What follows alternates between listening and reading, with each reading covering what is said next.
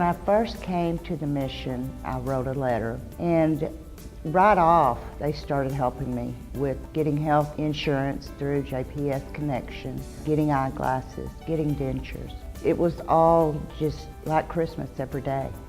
There's quite a few programs available. To keep it within the mission, we have the Work Readiness program, which helps the clients, both men and women, to address employment issues. Many of them, when they come here, don't have jobs. Many of them haven't worked in years.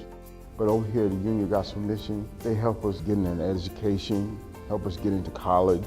You have job leads from Project Wish, and that's the best thing I ever went into.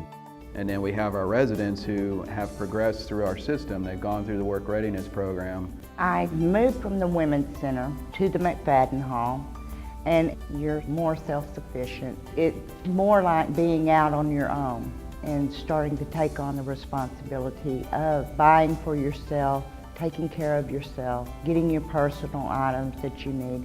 Well, it's kind of on a two-front process. You know, we have ongoing every day, 3 times a day, 365 days a year. We have our guests that come in.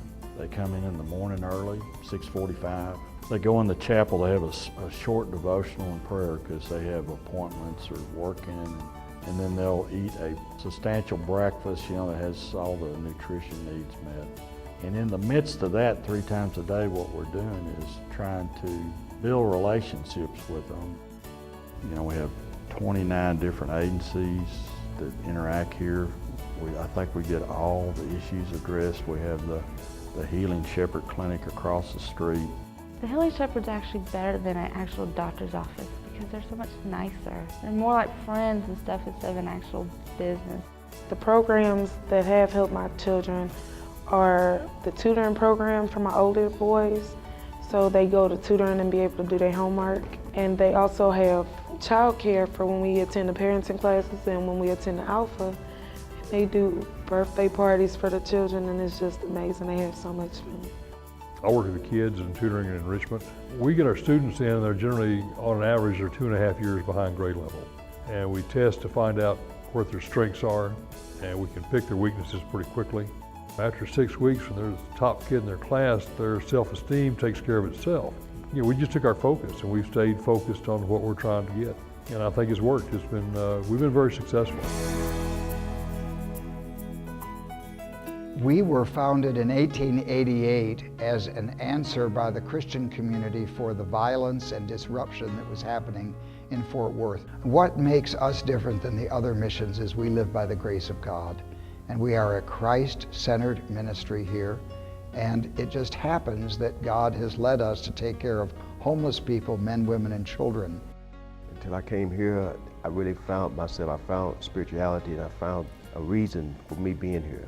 You know, I understand that God made me for a reason. Well, there's a number of reasons why this is a different place. One is the amount of care that's put into this facility. A lot of people in the community care about the Union Gospel Mission. The other reason I really believe is this is an opportunity for them to address some things in their lives. And that's only possible through a relationship with God. You know, one thing about this men's building is unique. We have 3 rooms right now for single-parent men. Fathers with children, when the first one stepped in the door, everything changed here. The effect that it has on the residents is a lot more than just, oh, now we have children upstairs. It reminds them of what was, what can be, what in some cases should be.